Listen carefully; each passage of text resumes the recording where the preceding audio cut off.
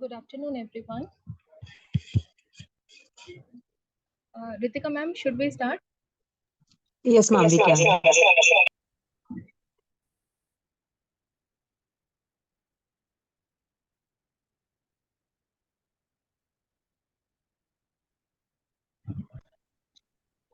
Good afternoon, everyone.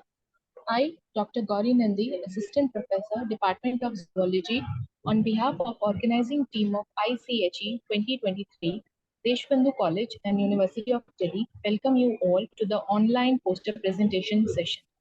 I welcome Dr. Ritika Nagpal, the chairperson of this session. Ma'am, with your permission, we will formally start the session. I'll be introducing chairperson ma'am, and then we'll be inviting all the participants for the poster presentation. Okay, ma'am, we can start. Let me introduce Ritika ma'am first. Ma'am is the chairperson of this poster session. Dr. Ritika Nagpal has done her graduation and post-graduation in chemistry from SGTB College, University of Delhi. She has completed her PhD in organic chemistry from Department of Chemistry, DU, under supervision of Professor SMS Chauhan in 2015. Previously, ma'am has taught in DU and Lingaya's University. Currently, ma'am is a permanent faculty in chemistry department of SRM University. Dr. Ritika has published 13 international research papers and authored 3 book chapters and contributed in more than 20 symposia and seminars. Ma'am has edited many international books in collaboration with reputed publishing houses such as Wiley and Elsevier. Ma'am's research interest includes synthesis of inorganic and organic frameworks along with their application.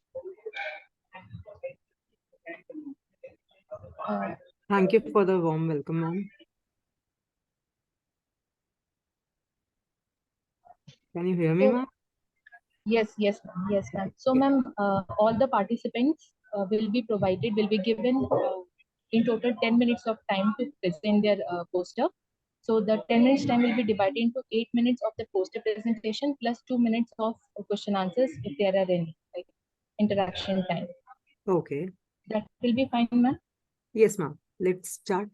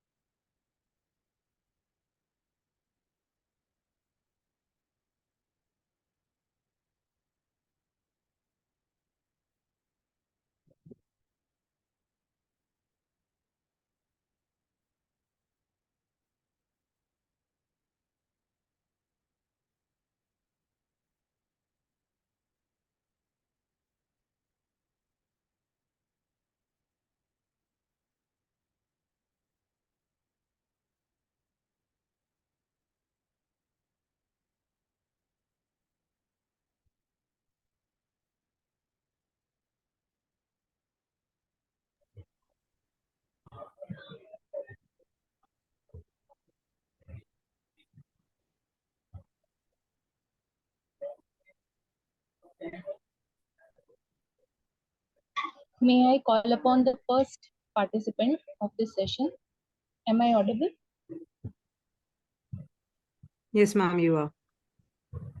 May I call upon the first participant, Sunita Arya?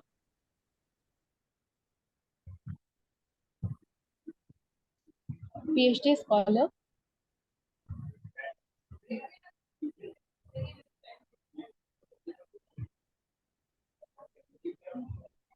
Good afternoon, ma'am. Good afternoon, ma'am. Are you able to share your screen? Please check. Yes, ma'am.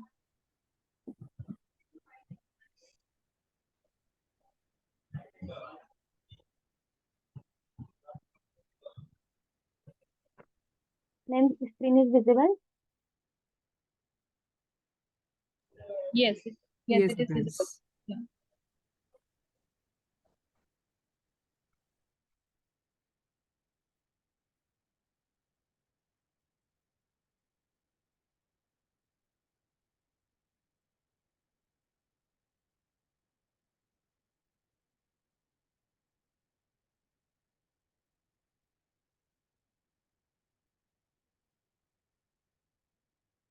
Hello, good afternoon to respected ma'am. My name is Sunita Arya. I am research scholar under the supervision of Professor Rubina Aman, Department of Chemistry, Kumaun University, SSJ Campus, Almora.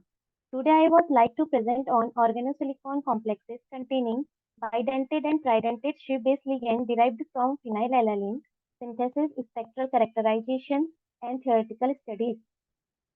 Schiff-bases are considered as valuable compounds in coordination chemistry due to their potential for stable complex formation with metal ion.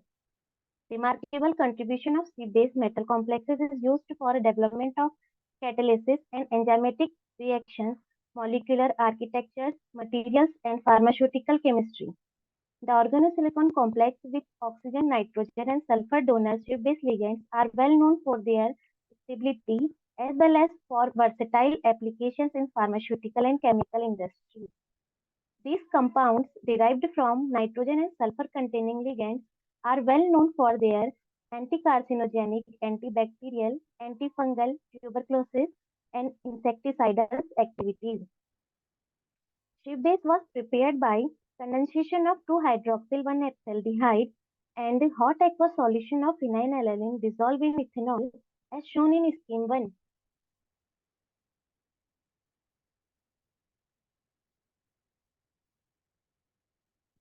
After the completion of addition, the resulting solution was refluxed on water bath for 3 to 4 hours in a round bottom flask. Polycrystalline precipitate was obtained after standing overnight. Figure 1 of here shown part A experimental work of synthesis of Schiff base and part B shown experimental work of synthesis of organosilicon complexes. 9 new organosilicon complexes were synthesized by the reaction of silicon alkoxides such as trimethoxyphenylsilanes, triethoxyethylsilanes, and trimethoxymethylsilanes. As Schiff bases were dissolved separately in benzene, the reaction proceeds in 3 different molar ratios 1:1, 1:2, and 1:3. The reactions are shown in the results. The Schiff base exhibit IR bands at 1545.39 cm inverse was attributed to azomethine group, and their silicon complexes shows a major shift to lower number of azomethine at 1541 to 50 to 1544 to 83 cm inverse, suggested to the involvement of azomethine nitrogen with the silicon ion. The complexes shows 2 sharp bands are assigned to the new asymmetric carboxylate and new symmetric carboxylate. The difference between the value of approximately 245 plus minus 10 cm inverse indication the covalent nature of silicon oxygen bond. Figure 2 of here show proposed structure of organosilicon complexes. And then the conclusion, a new series of organosilicon complexes which Schiff base were successfully synthesized and characterized by the spectroscopic investigation. It was stabilized. The Schiff base act as a bidentate and tridentate. In the reaction, the Schiff base act as tridentate is 1:1 reaction, and the Schiff base act as bidentate is 1:2 and 1:2 and 1:3 reaction. And the coordinate through imine blue nitrogen and carboxylate oxygen to the silicon atom. Thank you so much.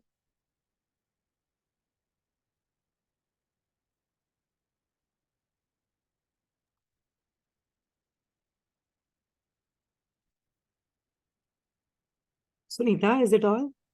Yes, ma'am, I done. Okay, Sunita, I need to ask you 2 questions. First of all, is there any specific reason why you use phenylalanine? The amino acid Ma'am, you're using, right? yes, ma'am. When phenylalanine is the amino acid. Amino acids are very essential for our life, and it is reactivity is very high to proceed of formation of complexes. But there are many And the amino acids, activities no? such as anti-cancer, There are more 19 amino acids in the system, right? Why only phenylalanine? Any specific reason about it? Sorry, ma'am, आवाज नहीं आ रही है. I'm asking any specific reason for using only phenylenediamine? There are 19 more amino acids in the system, right? You haven't used them or you haven't thought about them? Sorry, Am I ma'am, audible, repeat it. Sunita?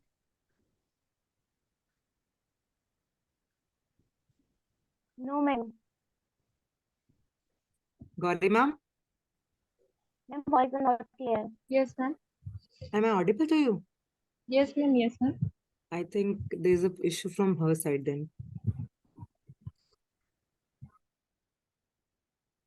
Sunita, can you hear us now? She left.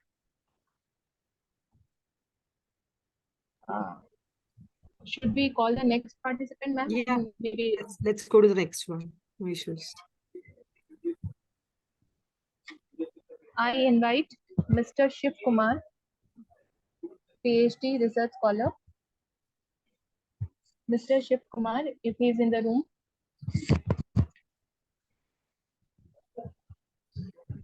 Mr. Shiv Kumar is right now not there.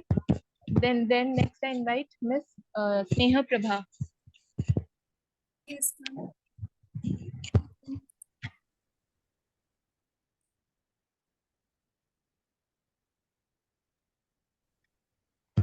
Ritika ma'am.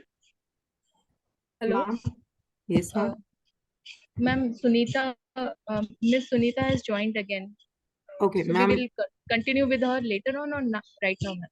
Whatever you say, ma'am. I have no issues. I think Sneha has now showed her presentation. Let her present, then afterwards we can Okay. talk about it. Okay, ma'am. Thank Today present.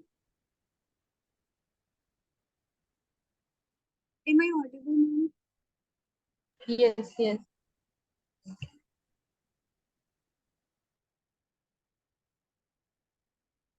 Good afternoon, everyone. I am presenting on the topic of identification of substantial compounds from barbarous licensing against Alzheimer's disease using in silico. I have worked on Alzheimer's disease. Alzheimer's disease is a slowly progressive multifactorial neurodegenerative disease during which several dysregulations at the molecular and cellular processes occur in the cerebral cortex and hippocampus region of the brain. Also, several types of AD subtypes are present there all over the world, and these subtypes are linked to the neuropathology markers such as acetylcholinesterase, butyrylcholinesterase, glycogen synthase kinase J beta, and protein oligopeptidase, which are crucial to its pathogenesis. So, in this work, I had worked on these four receptor proteins. Due to the limitations of adverse cholinergic side effects of the approved drug like donepezil, galantamine, and ivostigmine, there is a need to develop AD-associated lead compounds that have no or less toxic effects. The objective of my work was to access the pharmacologically active phytochemicals of the methanolic and aqueous extracts of barbarous lysine roots through the UV visible FTIR GCNS analysis and pharmacokinetic predictions and the microdynamic studies. I have selected barbarous lysine. Barbarous lysine is a plant species which forms under the kingdom Plantae and family Barbaridaceae and the genus Barbaris. This plant can be normally found in the subtropical and temperate region of Kashmir to Uttarakhand within the altitude of 850 meters to 3500 meters. The tribal people of those regions commonly use this plant to treat eye disease or diarrhea or common flu kind of diseases. Several phytochemical studies have been also reported for these compounds for this plant, such as antioxidant, CNS effect, antidepressant effect, anti-inflammatory effect, anti-diabetic, and etc. So, since Alzheimer's disease is kind of inflammatory disease, and also it can be also caused due to reactive oxidase enzyme, and due to its antioxidant and CNS effect, I have chosen this plant. So, The extract from the bulbous-lysine roots, aqueous and methanolic extracts were prepared, and further visible FDR and DCLS analysis were done. And I have done in silico admit evaluation. After admit evaluation, 4 compounds were selected based on their admit properties. Also, simultaneously, I have prepared the structure of these 4 receptor proteins and done the virtual screen. So, coming to the outcome of objective, from the FPI spectra, I have found functional group like benzenoid, polysaccharide, alkane, and chemical group like aromatic, aliphatic, alcoholic was found in aqueous extract of this plant, and functional group like vinyl hydrocarbon, alkane, polysaccharide, alcohol, carboxylic ester, etc. were found in the methanolic extracts. Further, from the UV visible spectra, I have found compounds like carbonyl alkyl nitroso in the aqueous extract and compounds like amido ethylene nitroso in the methanolic extract. From the GCMS analysis of the aqueous extract, I have found 19 compounds in this minor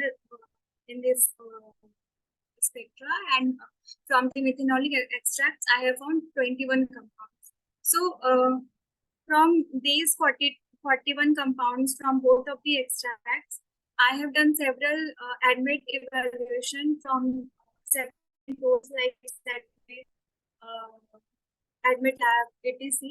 And I have studied about their Lipinski rule violation, blood-brain permeability, drug likeness score, etc.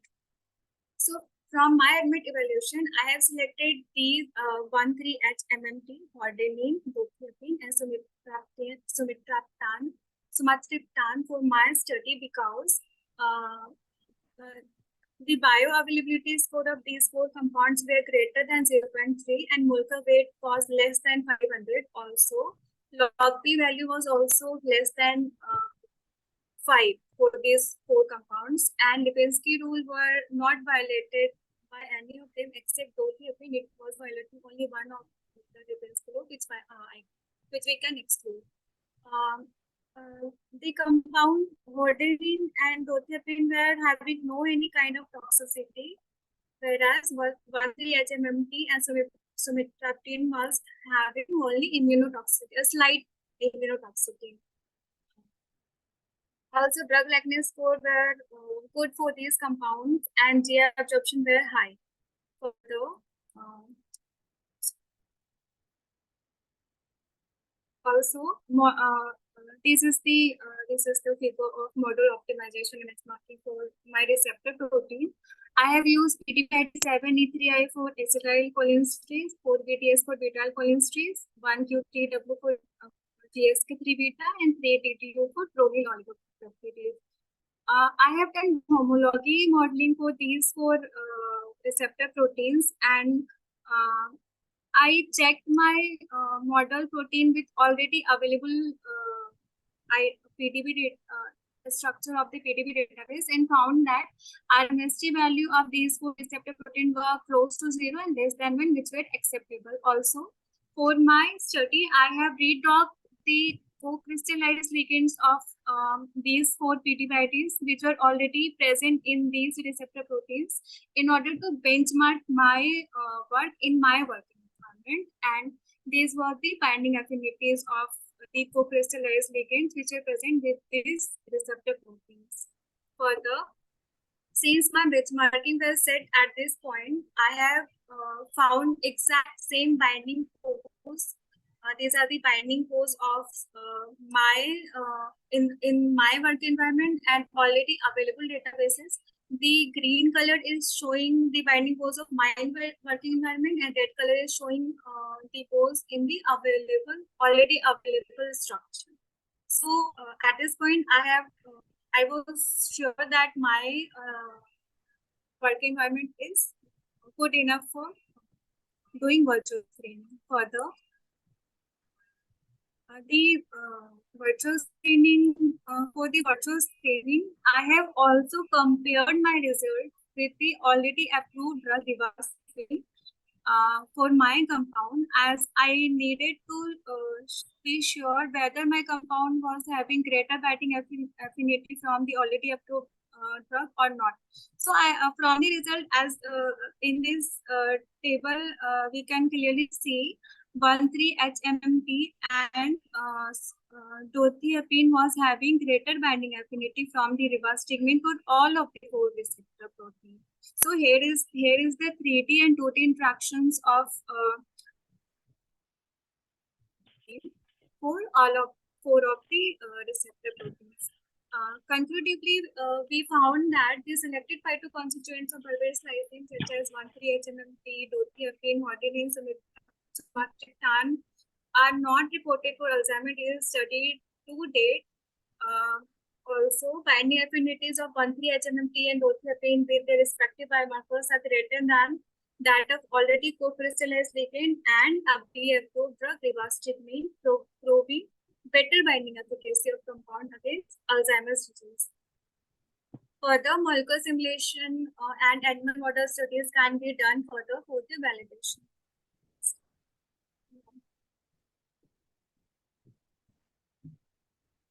Stop sharing.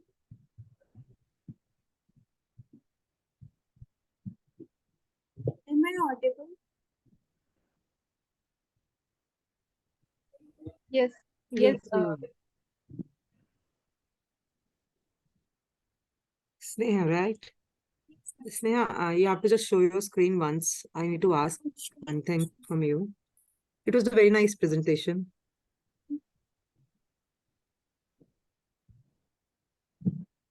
Sneha, can you just show your screen once again?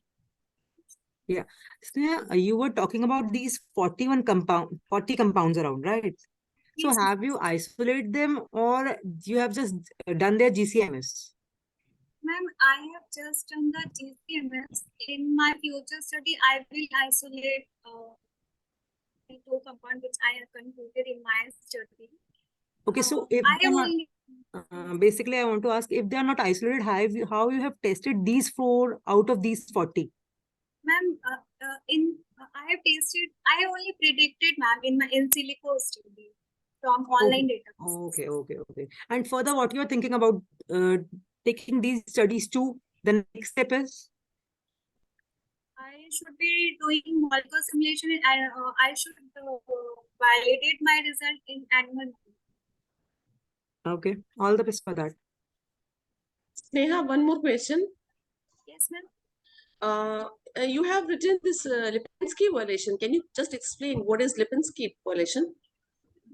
Ma'am, there are 5 rules in Lipinski violation. Molecular weight should be less than 500. Log P value should be less than 5. Okay. And sorry, I'm kind of like, Because you have written there, it's only in yes, the yes. Dotipin it is showing number 1, and rest it's showing the 0. Ma'am, these are the violation of out of the 5 rules. My dotiapine was violating one of the rule of the violation. Okay. But that animal study will take much time. I think it's not very easy to go for the animal study. Yes, ma'am. First, I have to approve my. Okay. Anyways, nice presentation. Thank you so much.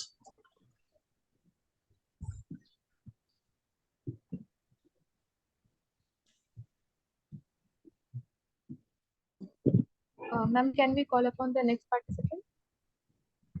Yes, ma'am.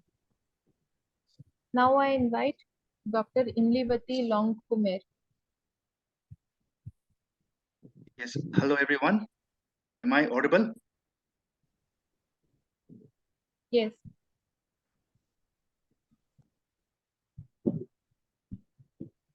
So let me share my screen.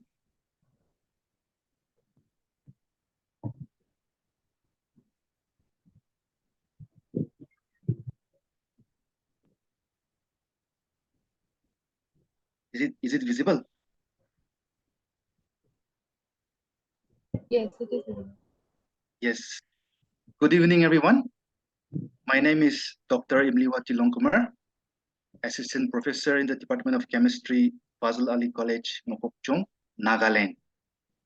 And so it is a privilege for me to be attending this international seminar, even though virtually, but I'm learning a lot, and I thank the organizing members for giving me this opportunity.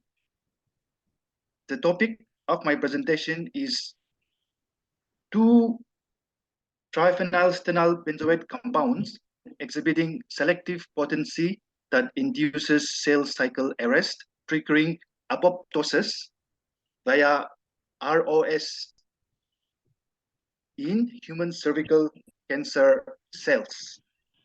And so the extensive uses of cisplatin or cis-diamino-dichloroplatinum 2, CDDB, and its analogous drugs is limited by drug resistance and several side effects, including neurotoxicity, gastrointestinal toxicity, and nephrotoxicity. The chemistry of organotin 4 compound is one of the well-studied areas in organometallic chemistry, and these compounds have shown acceptable in vitro cytotoxicity and anti-proliferative in vivo activities as new chemotherapy agents besides diverse medicinal applications. In the cancer chemotherapy arena, organotin 4 compounds offer attractive properties such as non-developing tumor drug tolerance, low general toxicity than platinum drugs, fewer side effects, better body clearance, and increased water solubility. And for this purpose, two triphenyltene 4 carboxylates were synthesized, and investigated. The carboxylate group in the molecule is vital for aqueous solubility, which results in increased accumulation. Now, this is the methodology that I have adopted. So I started with this 4-formyl benzoic acid, and upon reacting this with triphenylidene hydroxide, I got this compound number 1. This compound number 1, on condensation with para-anisetin, we got compound 2, and this compound, the structure of this compound also was confirmed from single crystal XRT. All these compounds were studied completely through spectroscopic methods like IR, proton and 13C NMR, as well as 119 NMR. So when we come to the biological study of the biological activity, first, evaluation of in vitro cytotoxicity. The apoptotic activities of compounds 1 and 2 were evaluated against human HeLa cells and MDAMB 231 cancer cells, as well as normal human embryonic kidney 293 cells, and compared the effects with an untreated control, the triorganotin 4 precursor, which was the triphenylidene hydroxide, and CDDB, that is the platinum compound, using the MTT assay after incubation for 24 hours.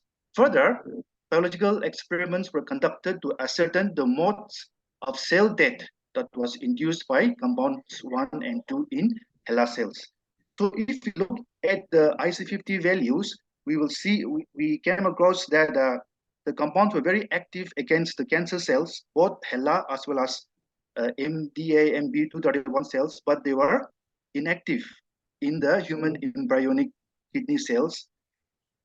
And out of the two cell lines, HeLa cells were shown to be more effective. The compounds were shown to be more effective against the HeLa cells. Now, to ascertain how apoptosis happens, we studied the ICHE-2023 and propydium iodide staining. Now, HeLa cells have been treated with 0.2, 0.4, and 0.6 micromolar concentrations of compounds 1 and 2 for 24 hours, and then ICHE-33342 and PI staining was employed. Selected fluorescent microscopy MH are shown, where the white, the yellow, and the red arrows indicate early apoptotic, late apoptotic, and necrotic cells respectively. Untreated cells display normal nuclear morphology with uniform light blue nucleus. Now, we will check how this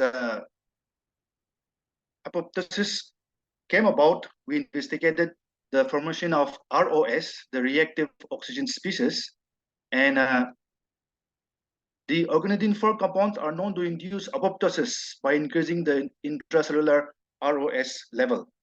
So to examine and visualize the generation of intracellular ROS by compounds 1 and 2, the DCFHDA assay was performed.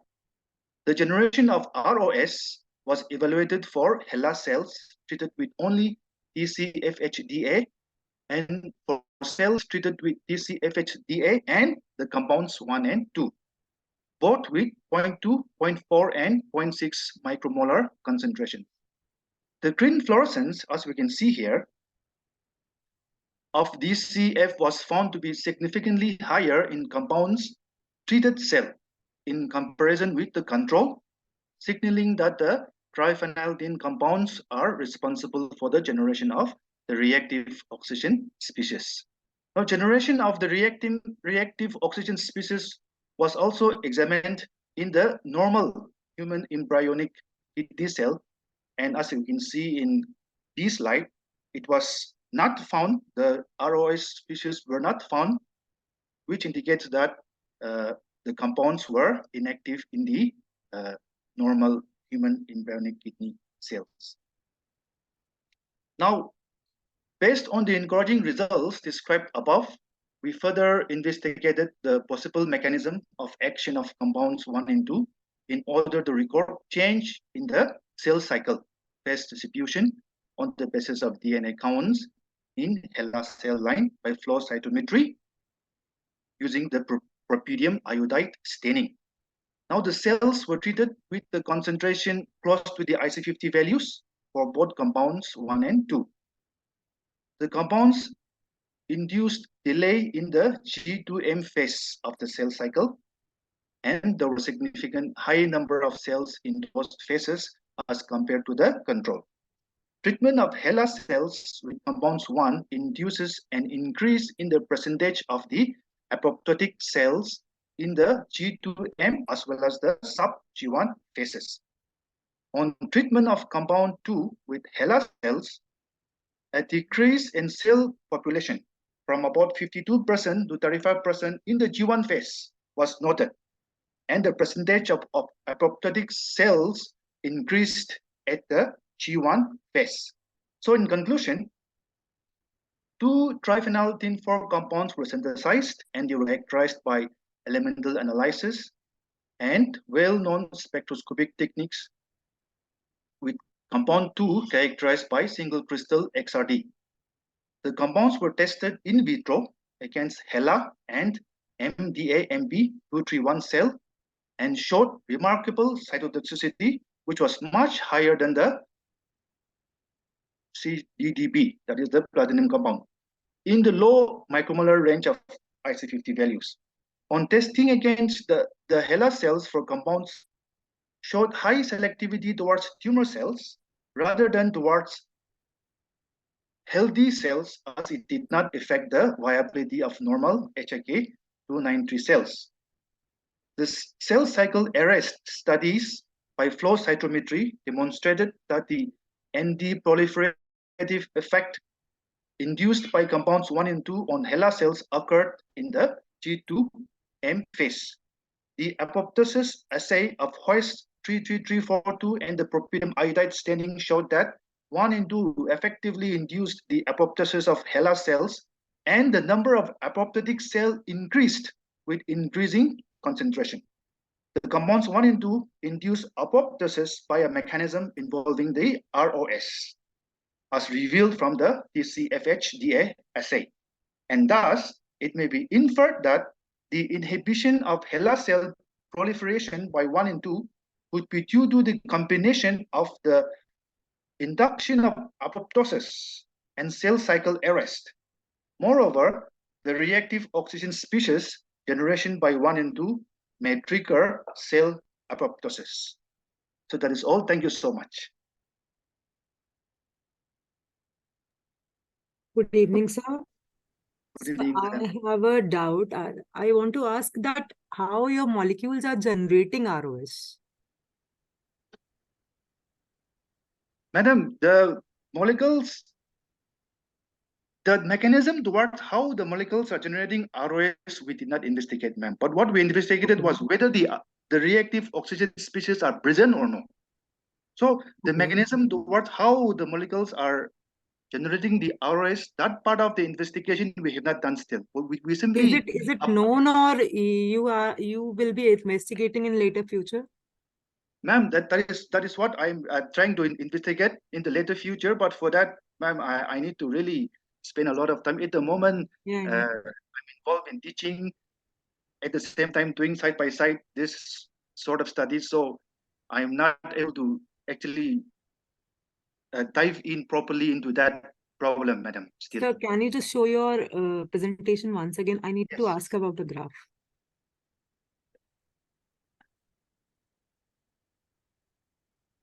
Which one? Sir, there is, just show me, I will just point it out.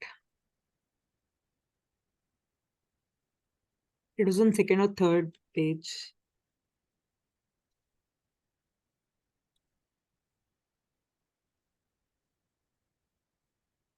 Madam, are you able to see my screen? No, I can't.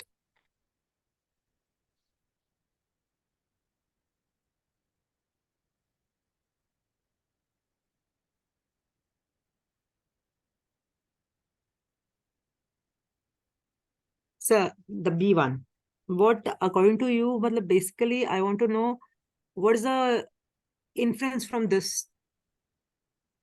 Ma'am, see, this number one indicates that it is a treatment of the cells. It is the result of the treatment of the cell with compound 1, and number 2 indicates that the result of the treatment of the cell with compound 2. Now here, ma'am, this red bars indicates the number of cells in the G1 phase. Okay. So when we investigated the effect of the cell cycle on introduction of compound 1, now we're saying that the this purple line is G2M phase, ma'am. And so the number of cells in the G2M phase is increasing, which means that the cells are dying at this stage, ma'am.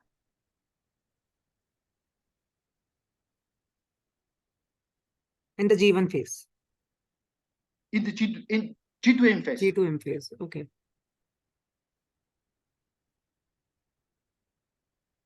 So as the concentration increases from 0.2, 0.4, and 0.6 micromolar, the effect, if you can see here, it's increasing. But is it a very substantial increase? The change is very substantial. You can like regard it as.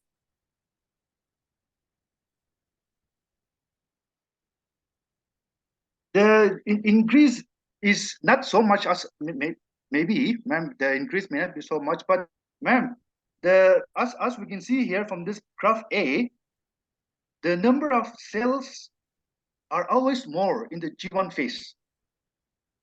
And in the G2 phase, that is the smaller beak here, just next to the G1 phase, then the number of cells are increasing. Increasing or decreasing? It is the number of cells in the G2M phase is increasing, ma'am. Okay. Okay. When you increase the concentration, I got that. Yes, yes. Okay, sir. Yes. It was nice presentation. Thank you. Thank you very much.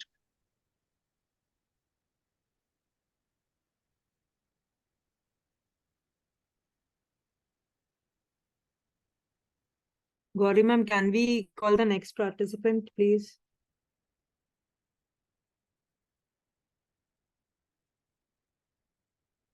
Yes.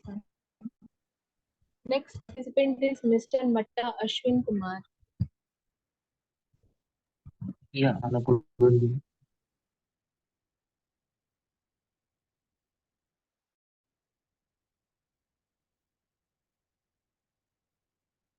Hello. Hello. May I audible? Yes, sir. Yeah.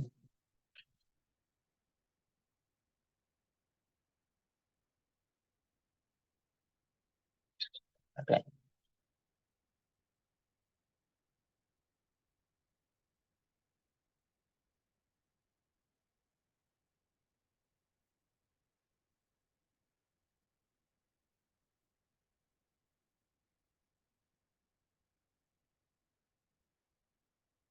Is it visible my screen? Hello. Hello. The screen is not visible to us yet.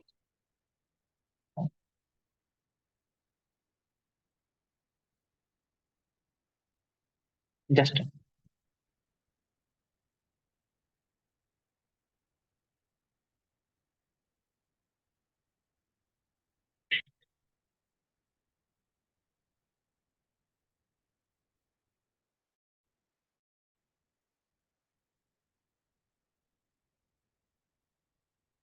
okay.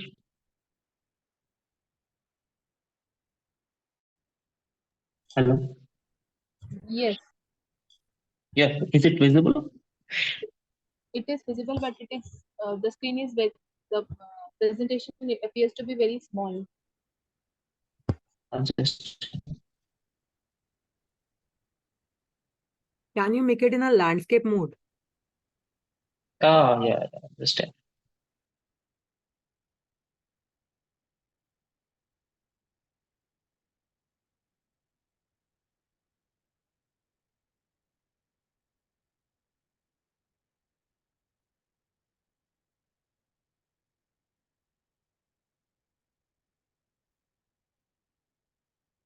yeah.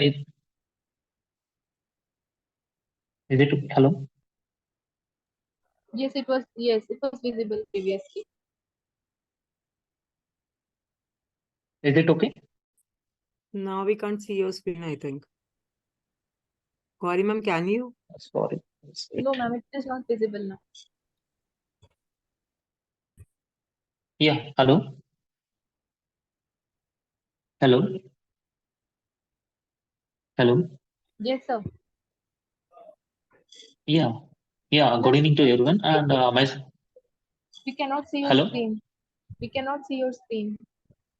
So, just so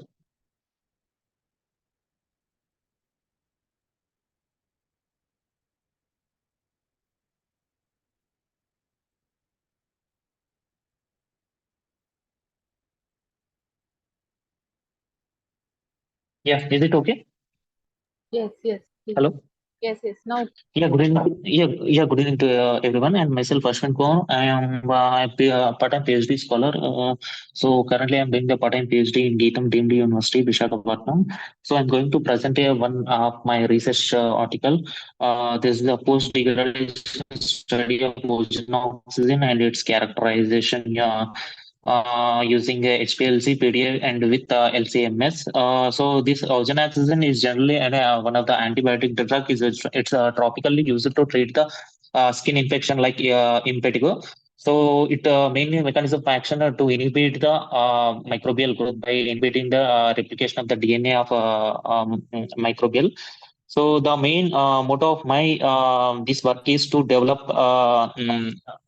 perform the post degradation studies on drug substance and evaluate the and those whatever the degradants are formed in the so that are evaluated by using the LCMS technique and propose the degradation pathways, and at the same time to predict the structure of that degradants, and by using the ADMET software database, I want to predict the toxicity nature of that degradant. So this is my objective of this research article. So I perform the before I'm going to perform the post degradant studies. So first of all, I develop a method on a LC and validated that method, and then followed by I perform the post degradation studies by on solution state and solid state. In solution state, that acid base hydrolysis, and oxidation and solid state thermal and photolysis. These are degradation studies I have done, and in this I observed only in oxidation condition the drug substance was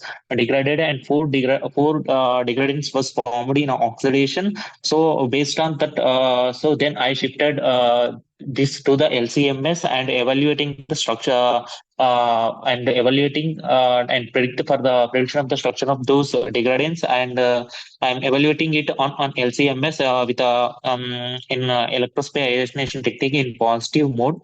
So these post degradant I formed in oxidative condition, and based on so I propose the degradation pathways and structure of these degradants, and followed by subjecting these structures into by using the ADMET software. So I predict the possible toxicity and physicochemical properties of those degradants. In this, the DP1, which was formed in oxidation condition, which is toxic in nature compared to other degradants, and is also carcinogenic in nature, and so it is also somewhat sensitizer compared to the other degradants. So this is, and the conclusion part is the drug was susceptible, and I mean, so it was degraded in the oxidation condition.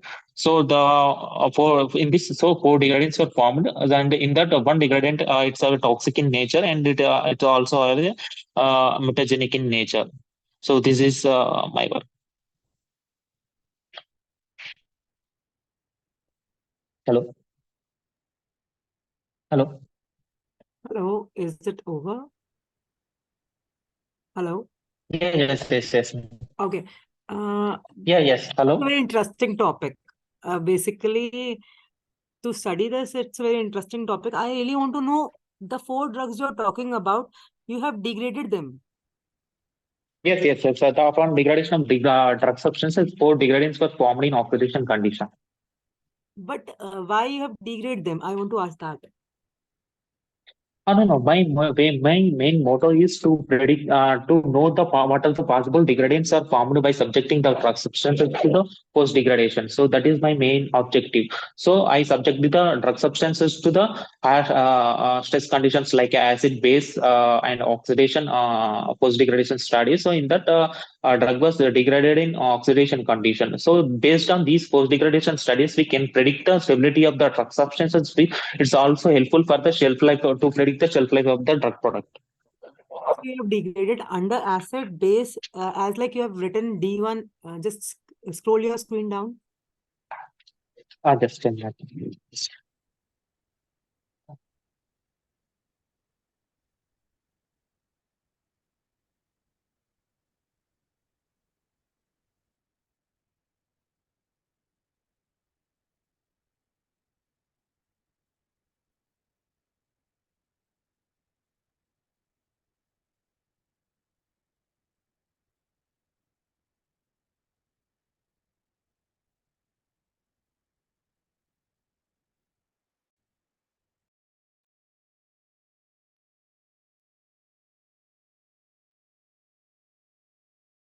Gauri ma'am, Yes, ma'am. I think he has left the meeting, or what has happened? Yes, ma'am. He is there in the meeting. Maybe there might be some connectivity. Okay.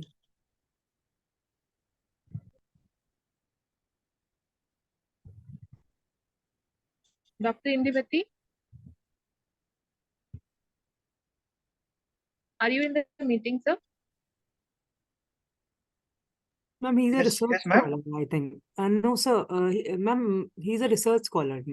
Mr. Mata. Okay. Sorry. Dr. Emily Mr. Mata. Indivati yes. has done, yes. Mr. I think he's left the. Left. Ma'am, let's Should we, proceed to the next one. Miss Afsana?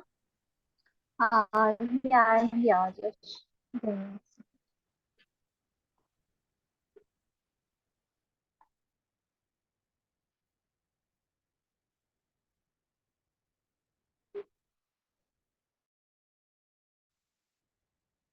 is my screen visible? Hello, ma'am. Yes, it is. It is. Very good evening. Okay, very good evening to all of you. I am privileged to share my topic today in this conference. Thank you for listening to me because it's so late. So the topic is EpCAM aptamer grafted cell membrane camouflage doxorubicin loaded dendrimer as a targeted therapy for negative breast cancer. Before moving to the objectives, I would like to tell you what is triple negative breast cancer. It is basically a subtype of breast cancer only that do not overexpress the basic receptors, which is estrogen receptor, progesterone receptor, or HER2, I can say human epidermal growth factor receptor 2. That makes this disease called TNBC very aggressive, and hence it has a high relapse rate. It has very low overall survival. Only 15 to 20% survival rate is there. Okay, so today we all are, we have attended this conference. We were talking about nanotechnology since so long. So one of my field is also nanotechnology. I am a Farah Sheikh working under the supervision of Dr. Prashant Keshavani from the Department of Pharmaceutics, School of Pharmaceutical Education Research, Jamia Hamdard. Basically, the objectives analyze development and characterization of EpCAM targeted RBC membrane camouflage doxorubicin loaded dendrimer for TNBC therapy. Then development and assessment of RBC membrane biomimetic system, development of novel system with minimum systemic toxicity and maximum efficacy. Then I have also designed environment model for investigating anti-cancer agents. Now, what I have done in a nutshell, I would like to tell you, I have used pump primer. This is the dendrimer, this is the nanoparticle, which is available in this species. From one side brown diseases. Okay, so it has a very excellent property is it can encapsulate or conjugate with the hydrophobic, or I can say hydrophilic. So herein I have used doxorubicin. Let me make it here. This is only doxorubicin, not doxorubicin hydrochloride. Doxorubicin was encapsulated inside the core of Pamam dendrimer. Here you can see the methodology. Now, Pamam dendrimer, the periphery has the amino group. This increases the positive charge of the Pamam dendrimer. Now, since the positive charge is too high that it can even rupture the RBCs, and it can even rupture the cell when it is taken in vivo. So what I have done, I have taken RBC membrane where from the RBCs that were isolated from the mice. I have developed the membrane, and then due to the positive charge of Pamam dendrimer and the negative charge of RBC membrane, they can easily electrostatically bind with each other. The core, circle will form, I can say coating will form on the Pamam dendrimer, encapsulating doxorubicin. Then further, I have modified with the EpCAM aptamer. What are aptamers? These are basically the nucleotide bases. They have excellent potency to bind with the receptors, which are even overexpressed on TNBC cells. Now, I had talked about that it do not overexpress estrogen, progesterone, and HER2 receptor, but they do overexpress EpCAM receptors. So, targeting EpCAM receptors, my EpCAM aptamer will fit into the pocket of, as you can see from here, it can fit into the pocket of EpCAM receptors and undergoes following further activity mechanism and release of the drug and further potentially escalating its activity. Then what I have done is characterization technique is spectroscope, size, drug using patients. Morphological investigation was done by AFM. Final in vitro drug release study I have not shared here because I think it was, I didn't get enough space.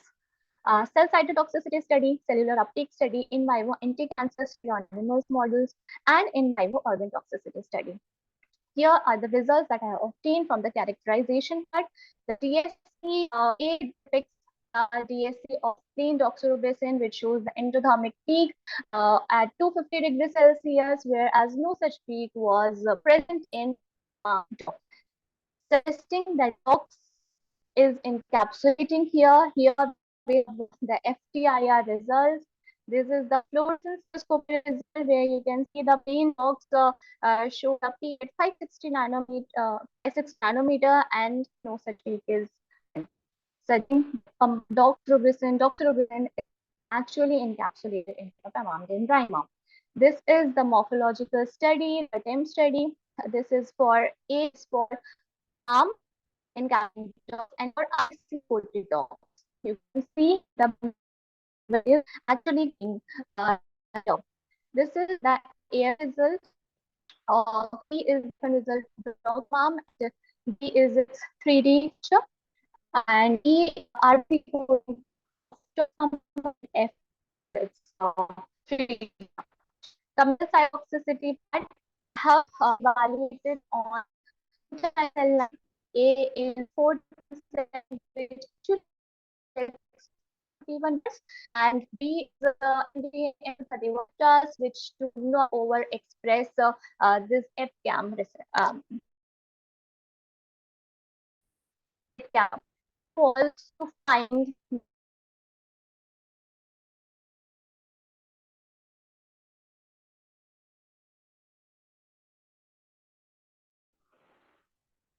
Hello.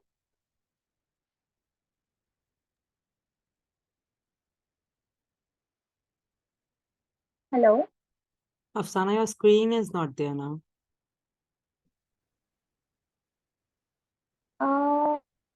I thought I was not. Can you see now? No. Now Can you see now? now we can see. Hello.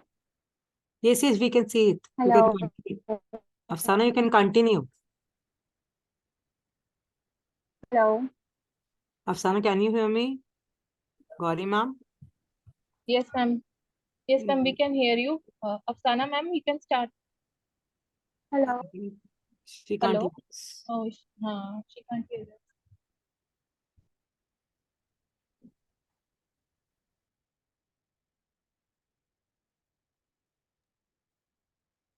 Afsana, can you hear us?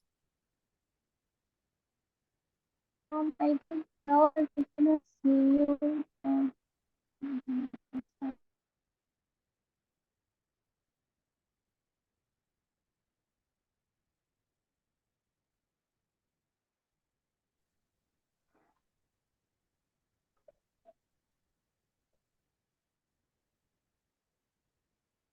Hello. Is this? Hello. Yes. Afsana, can you hear us now? Yes, I can. I'm so sorry for this fluctuation. No issues, no I issues. don't know where You where were- I can start now. Uh, I thought I was. You Yeah. can start with the zeta potential. You were telling about the morphological studies. I was unable to hear that too. Okay. Okay. Okay. Zero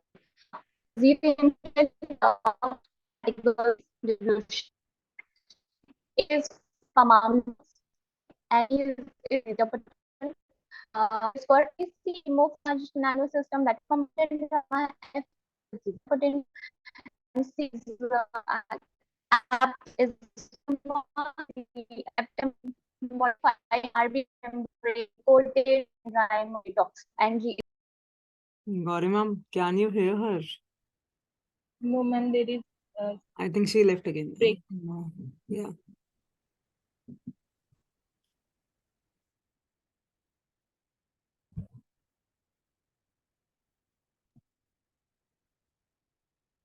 We should wait, ma'am. Wait for Afsana, ma'am. Whatever you say, ma'am. Ma'am, let's wait for some time, Okay. for half a minute, and then if she is not able to join again, then we will call the next part. Okay, ma'am.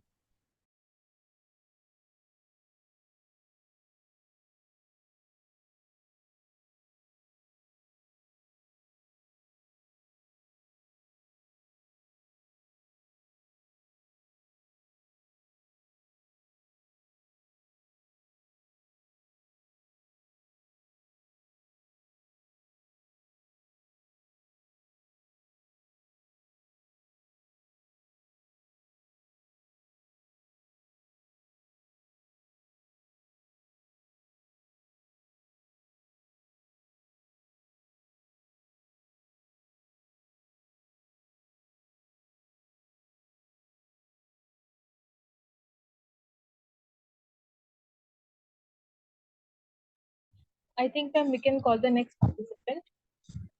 Okay, ma'am. Now I invite Dr. Bhaskar Chatterjee. Hello, am I audible, ma'am? Yes, yes, please.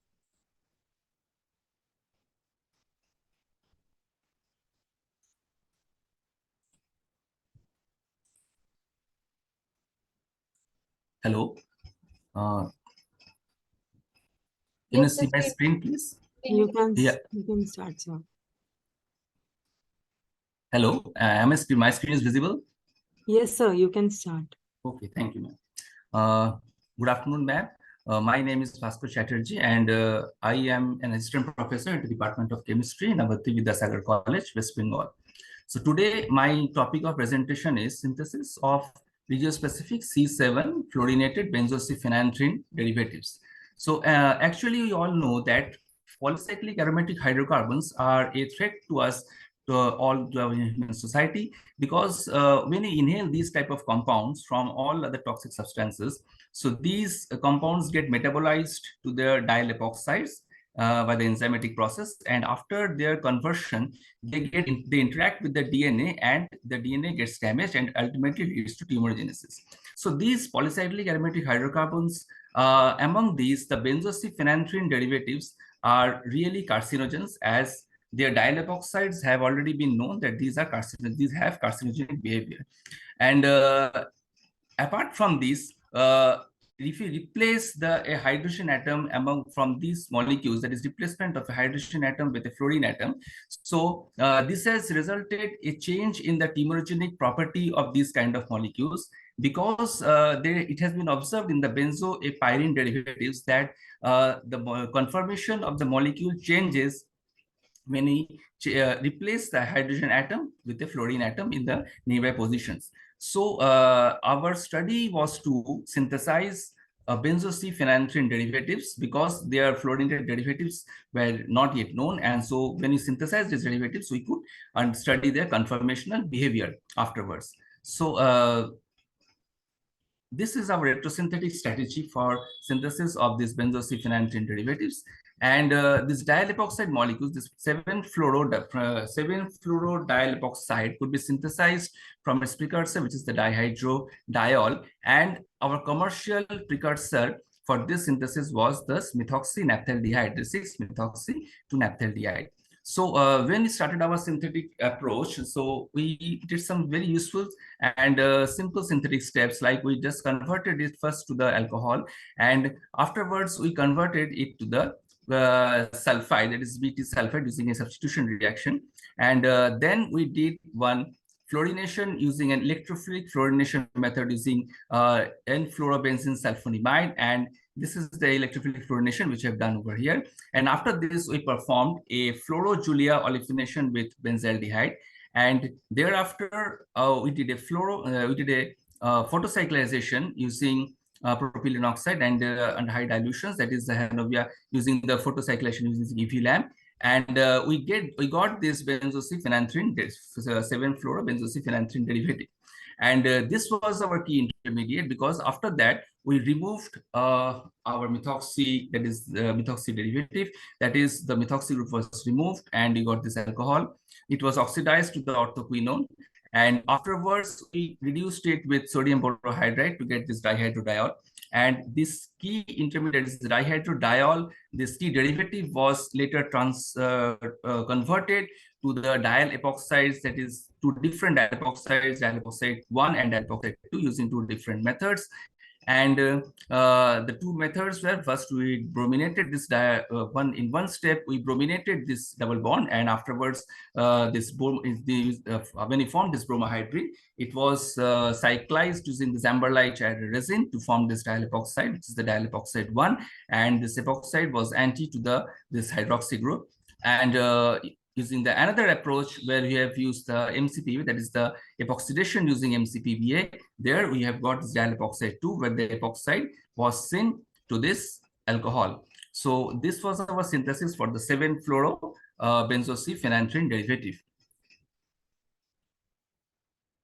Thank you, ma'am. It was a very wonderful presentation, sir. Thank you, ma'am. So basically, I want to ask one question, that what are the implication of this work in future? What are you thinking ahead of this now?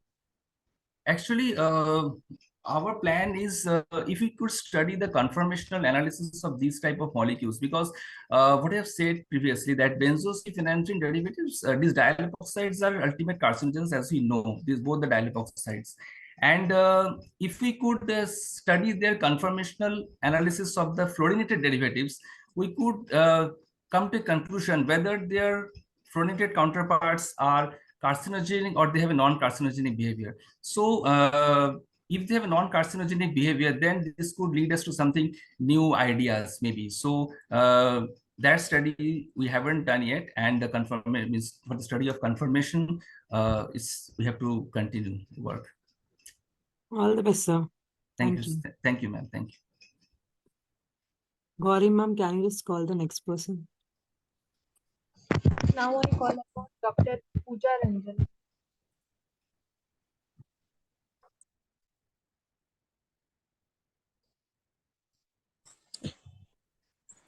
Hello, everyone.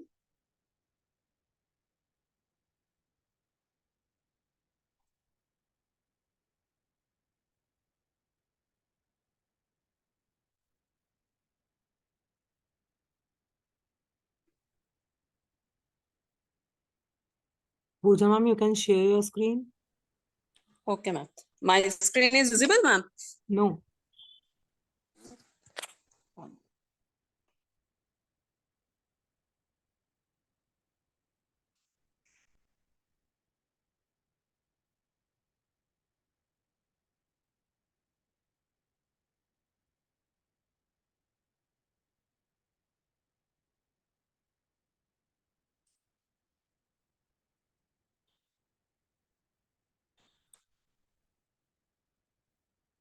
Ma'am, visible? No, ma'am. Just a minute.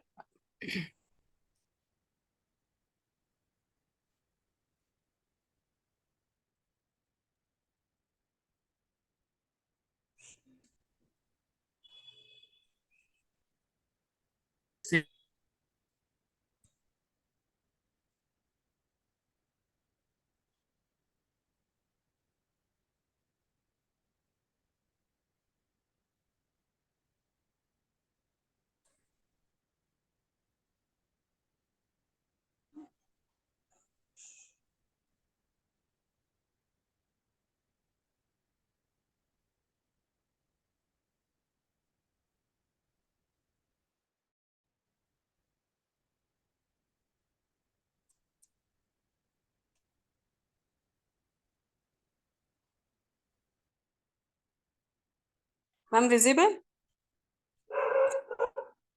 No, ma'am.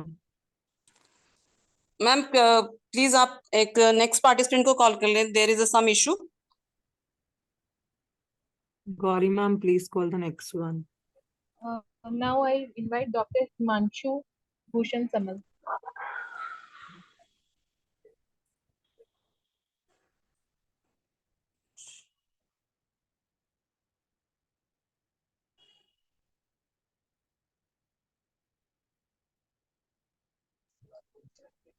I think he is not there in the meeting right now.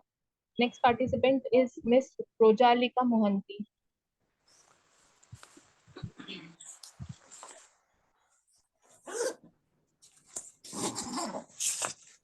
Good afternoon, all.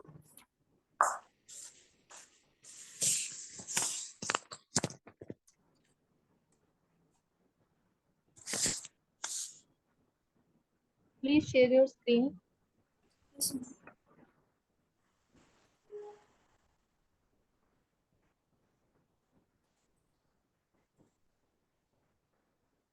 Ma'am, is this visible? Yes, it is visible.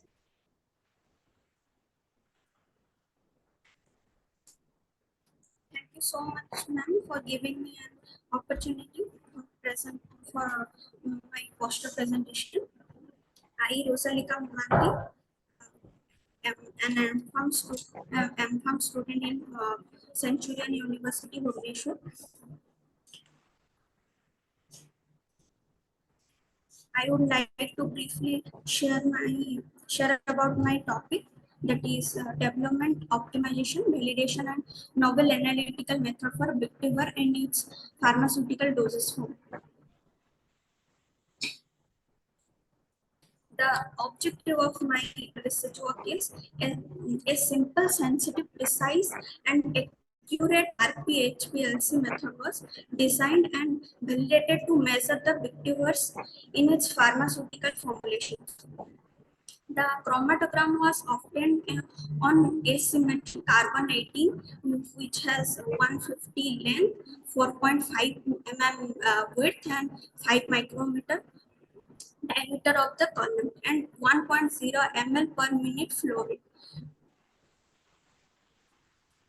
In this process, process of methodology, the mobile phase comparison of 0.1 normal KH2PO4 acetonitrile in a 5:5 55:45 ratio was incorporated. The temperature was maintained up to 30 degrees Celsius. The buffer was potassium dihydrogen phosphate, which has a pH of 4.8. The optimum wavelength is 257 nm from the IP. Outcome. The RT of the drug Bictiver has been reported to be 2.504 minutes. The intraday precision percentage RST of the Bictiver was determined to be 1.5%, and the interday precision percentage of RST was determined to be 1.8%. As it should be within 2%, the limit should be within 2% of deviation. Bictiver had a recovery rate of 99.90%. Conclusion. The method was further undergo various stress degradation studies as per ICH guideline. The chromatographic development was found to be robust, accurate, and cost-effective due to the shorter RT and run times observed. The methodology can be strongly utilized for the routine pharmaceutical quality control tool in research lab with error-free investigations. Ma'am, here is the diagram. Here is the drug Bictiver, and this is the RP-HPLC, and this is the ICH guideline method of validation. And then we go through the accuracy, precision, linearity, then the assay of marketed drug. Thank you. Can you conclude your work? No, ma'am. This work is going on. Okay. So Ma'am, this is a part of my work. I basically can't understand why are you separating this drug or running it on HPLC? It's a new thing for me. That's why I'm asking. Ma'am, as I have mentioned before, this is a pharmaceutical dosage form. That means it's marketed formulation. In marketed formulation, Bictiver comes with a combined form. That is, ma'am, am I audible? Yeah, you are. Say it. Ma'am, you can see this is the combination. That's why I am separating the Bictiver drug and running through the RP-HPLC. Okay, you are separating and then you are using it somewhere. Sorry, ma'am? You're using it somewhere. Ma'am, this is a drug for HIV. Okay.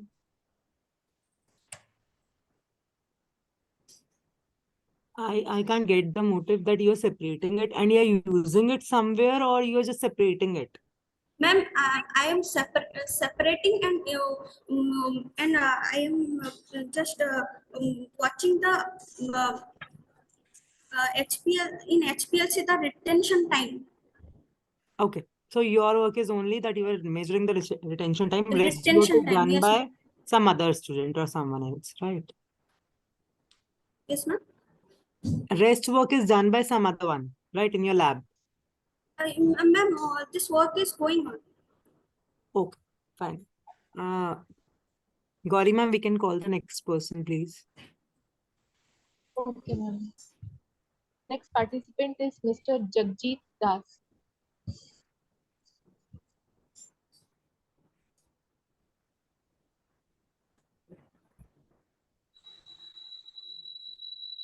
Namaskar.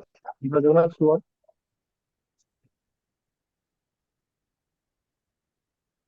Ma'am, I think Pooja ma'am is showing her presentation now. I am audible, ma'am? Yes, you are. Okay. So, myself, Dr. Pooja Ranjan. And I am assistant.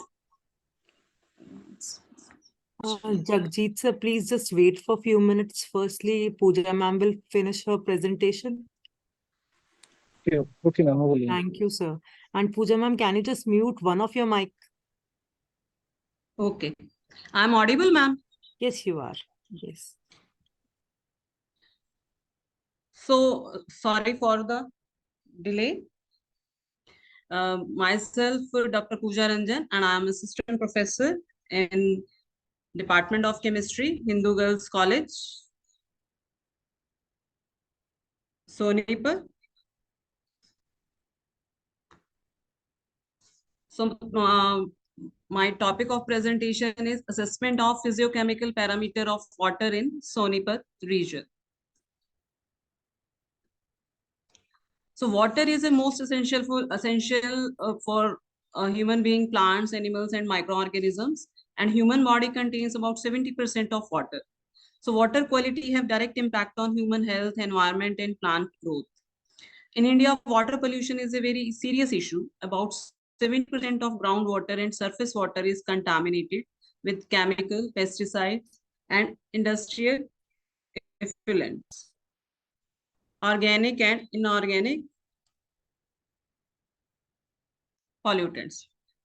So this water is unfit for drinking purpose. So assessment of water quality at regular interval is topic of concern. In present paper, a water sample from different regions like domestic, rural, urban, and industrial area of Sonipat are collected and analyzed. So the several parameters like chemical parameters like pH, total dissolved solids, hardness, electrical conductance, alkalinity, and ions like chloride, fluoride, phosphate, nitrate, they are analyzed. So the analysis, they are represented in the form of a water quality index, which expresses the overall quality of water in form of a single number. And water quality parameter obtained are compared with BIS, that is Bureau of Indian Standard of Water Quality. Quality index is a parameter from which we can judge the quality of water, whether it is a fit or unfit for drinking purpose. Water quality index provides a single number that expresses overall quality at a certain location. So water quality index includes parameters like color, odor, pH, TDS, hardness, alkalinity, and several other elemental compounds such as iron, manganese, sulfate, nitrate, chloride, fluoride, arsenic, chromium, lead, mercury, zinc, and coliform bacteria. So there is a table for water quality index which gives the rating of water quality, whether it is a fit for drinking or not. So if the value comes out to be 0 to 25, it is excellent water quality and grading A. And it comes out to be 26 to 50, good water quality. 51 to 75, very poor water quality. 76 to 100, very poor. And above 100, that is unsuitable for drinking purposes. So my area of study is the Sonipat. It is a district of Haryana. It comes under NCR, and it is a 44 kilometer from New Delhi and 214 kilometer from Chandigarh. And it is well connected to by train and by express by NH44, as well as planned Delhi Sonipat Panipat regional rapid transit system. So I am giving you the table. I am showing you the table physico-chemical properties of a groundwater of different region nearby Sonipat district. If we go to the Sonipat, and I am taking the region like Sonipat, Murthal. Murthal is a rural, Kundli, Badi, Rai, Balgad. These are the industrial region. So if you go to the pH table,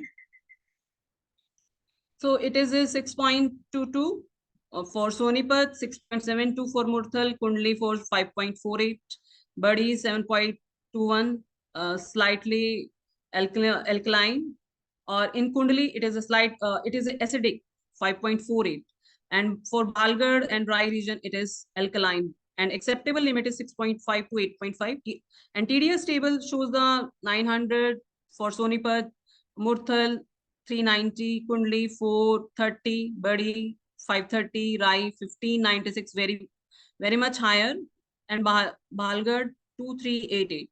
But acceptable limit is 500.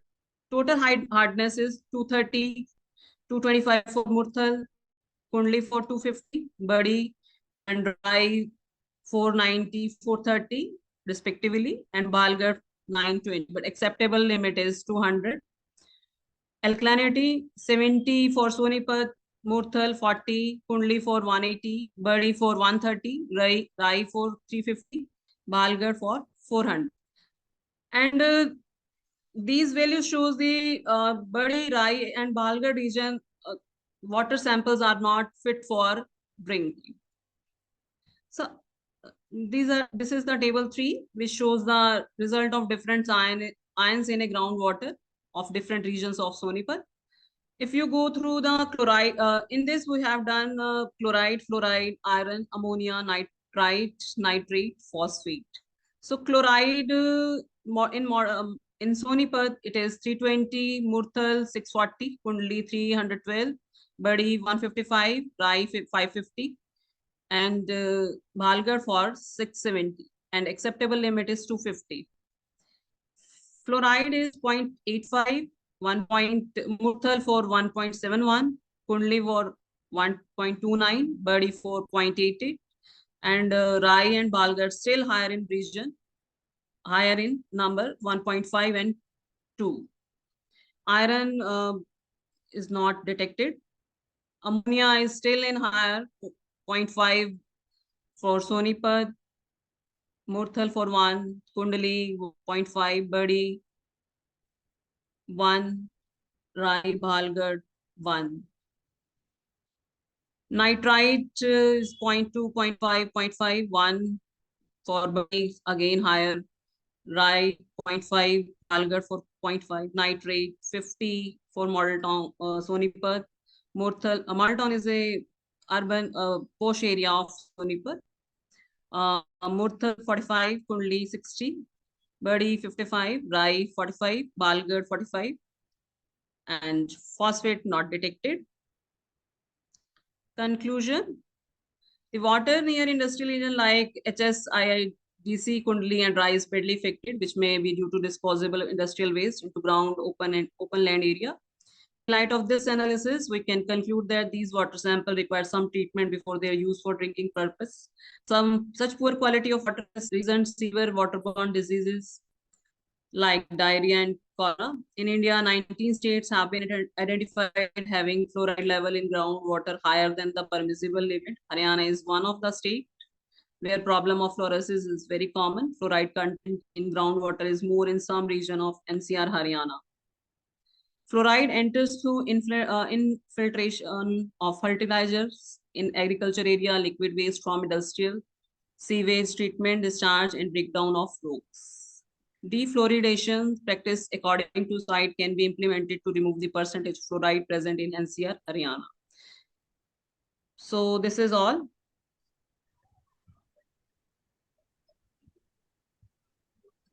Thank you, ma'am, for the presentation. It was a nice one. Belonging to the same city, I can understand what you're dealing with. And ma'am, Okay.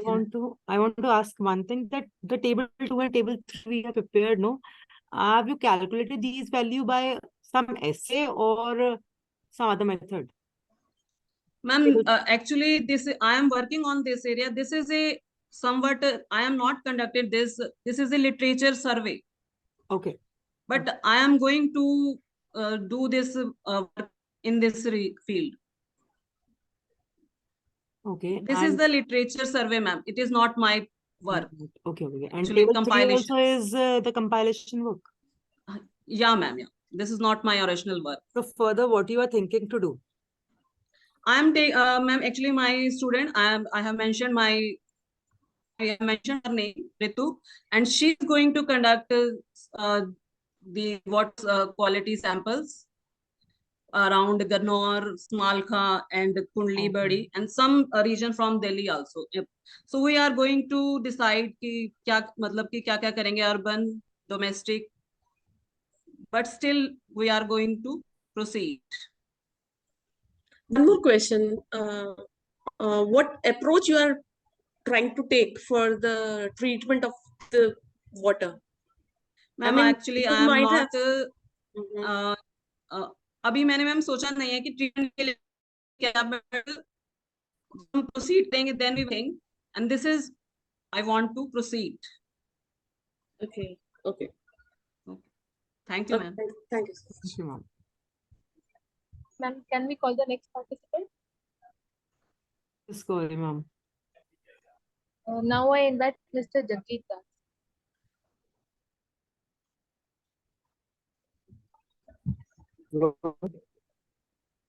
Am I audible?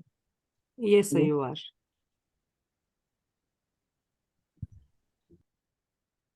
Good evening, ma'am. And Jai Jagannath. Thank you so much for giving this opportunity to present my poster here. My name is Raghujeet Das, pursuing M.Pharm from Central University, Bhubaneswar. Now, my topic is graphene based. So just a second, I will.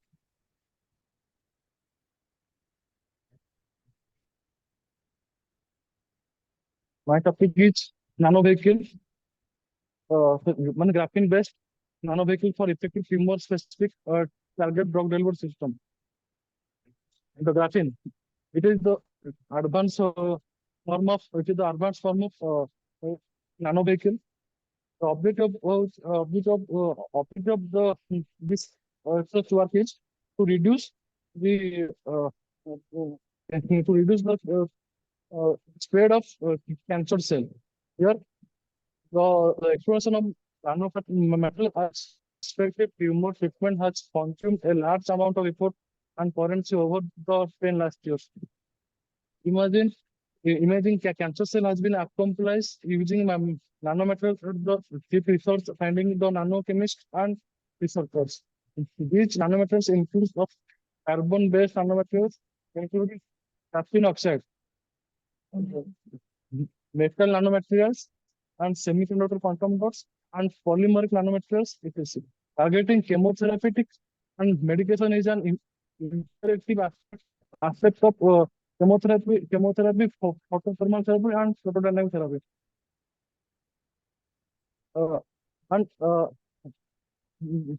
The methodology of this research is the utilization of target therapy in cancer management in view of biocompatibility of nanomaterials based on graphene-aided assimilation are the efficient technique to eradicate early stages of various metastases. The metastasis in the stages, it is the part of the cancer which forms after stage 1 of cancer and stage 2. After stage 1, stage 2, we cannot control the cancer cell. The outcome of the this research work is the main focus of the review is on two-dimensional carbon materials for graphene, as well as the property of the graphene oxide and the geometal composites. These uses include delivering genes and medicine, biosensor, healing pathogen, and helping wound seal and other anything. Conclusion: this review looks how to graphene derivatives and nanovehicles are being used to treat to target malignancy through the different macromolecules, and the goal to figure out how they might be used in future application of biological science. Here is the manufacturing based multinational nano system. Then it target target the cell. The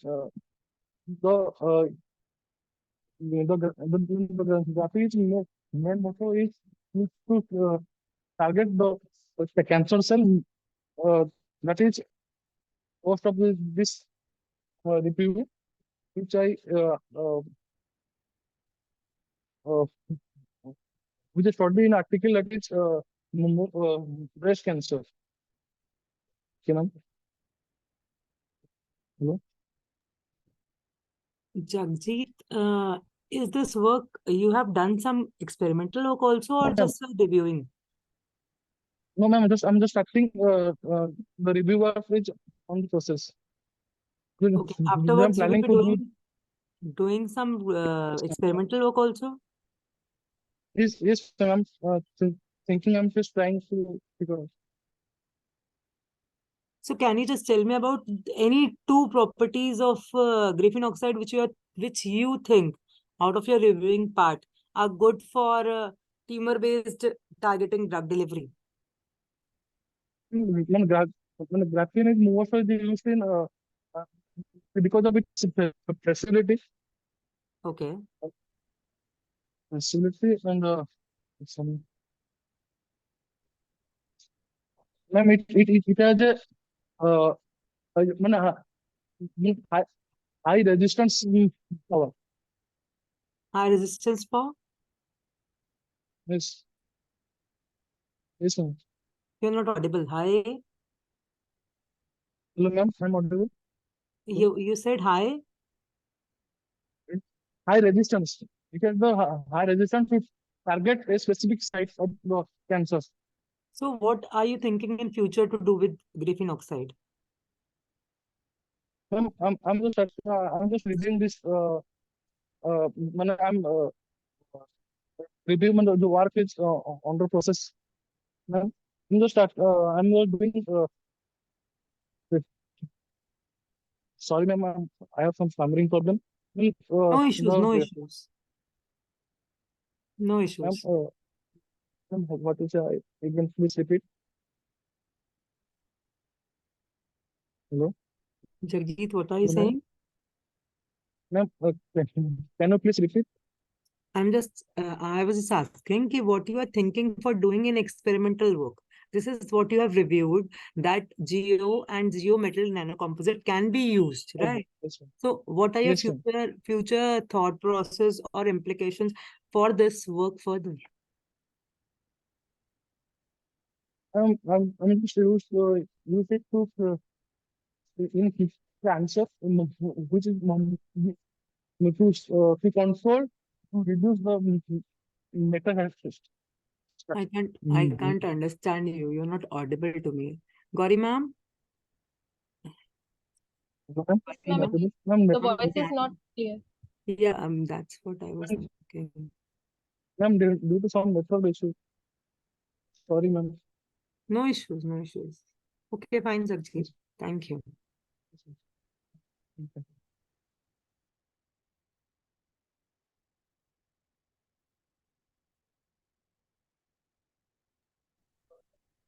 Ritika ma'am, Afsana, she requested in chat that she wanted to present again, ma'am. What should we do, ma'am? Okay, ma'am. If you permit. No, ma'am, you are the chair, ma'am. Please. No issues, ma'am. Your discussion. Afsana, Miss Afsana. Yes, ma'am. Please present again. Thank you very much, ma'am, for allowing me to share my screen.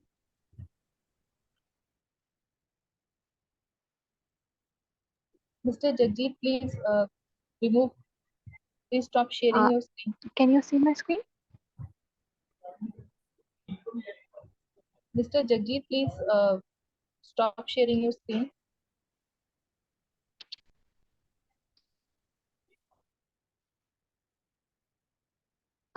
Is it visible? Yeah, Afsana. Thank you so much. And I would like to say sorry for this interruption. Coming back to the same topic where I was discussing the particle size and zeta potential, wherein the A is depicts the Pamam dogs, which shows a size of approximately 11.34 nanometer, and the zeta potential E shows 17.17 millivolt, followed by the RBC coating, wherein the RBC coated doxorubicin Pamam had increased size, that is 75 nanometer. Because of the negative charge on the doxpamam, the charge, that is 17.17 millivolt, reduced to 1.081. After further modifying with the EPCAM aptamer, the size also increased to 108.4 nanometer, whereas the zeta potential reduced to minus 26.53 millivolt. Now, the cell cytotoxicity study was evaluated on 41 cell line and MDMB231 cell line. The reason was 41 cell line overexpress EpCAM receptors, whereas MDMB231 cell lines do not. This I have evaluated through the retardation assay, Western blotting assay, but the data is not shown here. As you can see that after increasing the concentration from 0.5 microgram per ml to 10, approximately 10 microgram per ml, this shows us dose-dependent cytotoxicity, wherein the aptamer RBC doxpamam showed a reduction in the cell viability as compared to those with RBC doxpamam, which is untargeted preparation. However, the cell viability was more in comparison in aptamer RBC doxpamam for MD-MB231 cell lines, you can see from the graph B. This is because the receptor which are overexpressed and tendency to be susceptible to the receptors. So aptamer, because they are susceptible to the receptors, they can easily get into the pocket of the receptors overexpressed on the TNBC cells, and hence can further escorted inside the cell due to receptor mediated endocytosis. Similar is the pattern, and this we have verified using study were stained and then evaluated from the confocal microscopy, wherein you can see that the staining, the fluorescence activity was much more in comparison to the RBC aptamer RBC doxpamam as compared to the RBC doxpamam. This is done by the 41 cell line model, which were injected into the Balsi mice having weight of 19 to 23 grams. And after developing the tumor, I had given the preparation, my formulations, and the results are shown here. As you can see, the tumor size and the tumor volume tremendously reduced as compared to the control group or as compared to those treated with dogs. And tumor weight was also reduced after giving aptamer RBC doxpamam, which in comparison to dogs, simply dogs or RBC doxpamam, is very, very less. Coming to the conclusion part, here the study tells that we have enclosed, encapsulated doxorubicin in for Pamam dendrimer and then modified. Here I have forgotten that I have also enveloped with the RBC membrane and then also modified with the EpCAM aptamer. Then cell membrane chemoflower system was developed to improve the tumor selectivity and the cellular internalization. Aptamer EpCAM was conjugated on the surface of RBCs. RBC doxpamam, the developed normal system, improved the blood circulation time while sensitizing the EpCAM positive tumor cells to oncotherapeutics. The in vivo investigation having 41 Laden tumor mice model demonstrated a significant tumor suppression effect. The results obtained suggested that the developed targeted biomimetic therapy can improve the clinical outcome and the survival of the patient. I would like to acknowledge ICMR for funding this project. Thank you so much. Thank you so much, ma'am. That's all I can conclude. It was a very good presentation, Afsana. Thank you so much. I really appreciate that you have given me the time to share it once again. No issues. And the only one question I want to ask about it is, what is the next step you're thinking about it? Because you have done it on animal, right? Yeah, right. Next step is I would be trying with some siRNAs as well, because in our labs we were working on the chemotherapy as well as gene therapy. So targeted we have developed. Now we are further moving to the gene therapy as well, wherein we will further modify the formulation using same chemotherapeutic agent along with some siRNAs that can increase the targeting ability. Oh, it was wonderful. Thank you. Thank you so much, ma'am.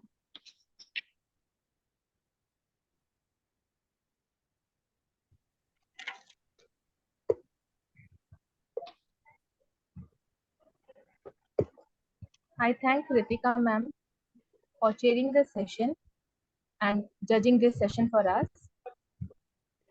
I also thank all the participants on behalf of this international conference. I also thank Dr. Sunita Savaria ma'am for her august presence and interaction.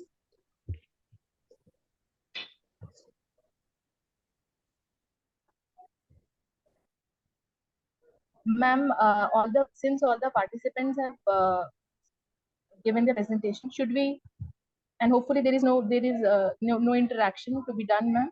Ritika ma'am.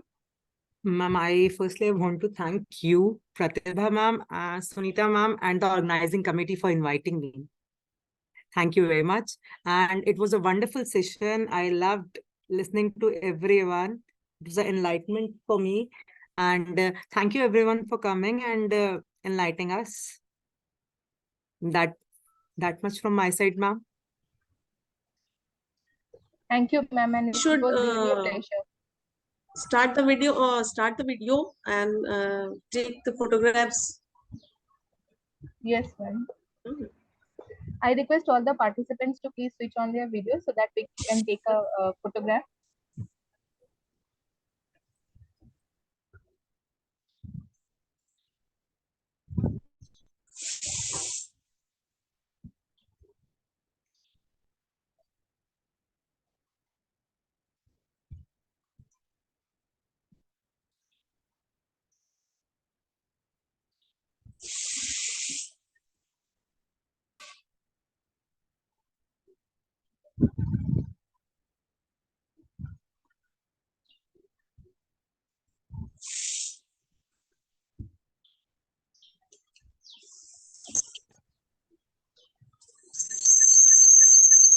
Just a second.